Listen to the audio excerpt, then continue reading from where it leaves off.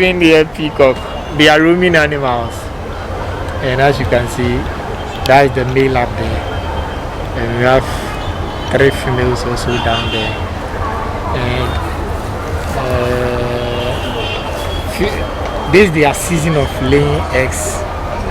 We are in January, and most of the times the males have this colorful wings because that is what they use in attracting the females to have an intercourse with them. They spread to have an intercourse to attract the females and have an intercourse with them. So when the female lay the eggs and incubates the eggs, this whole long feathers will plug down by itself.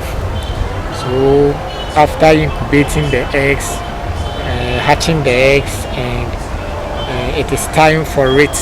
By the time that it will be ready for sex again, by that time the hair will have also grown back again. It will have, the male will have another fresh feathers to have an intercourse with it. Yeah. So that is the peacock. Yeah. We also